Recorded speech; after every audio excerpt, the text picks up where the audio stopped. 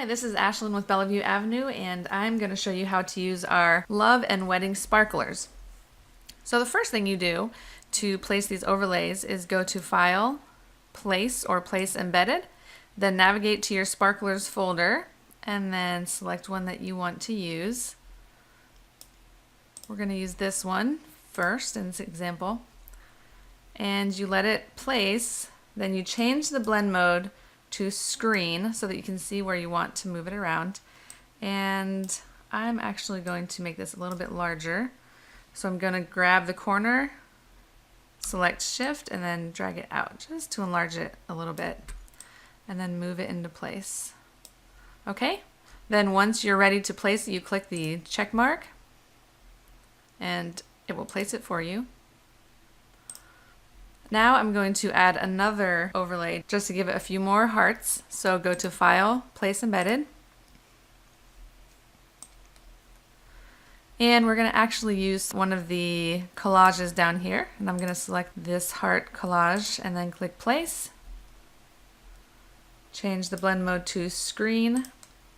And then I'm just going to drag the corners to match the size of this image. And then click the check mark.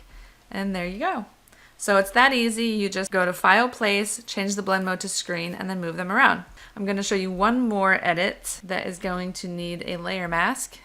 So File, Place, and then we're going to use this pretty heart swirl border. And again, change the blend mode to Screen, and then I'm going to bring it right around there, then click the check mark. Now anytime that you want to brush these sparklers off of the people or your subject, create a layer mask and then choose a black brush at 100% opacity. And then you can just brush it right off. Let me create a harder edge for areas like this. And I'm going to switch my brush right now back to white to brush that back on. And then brush it off.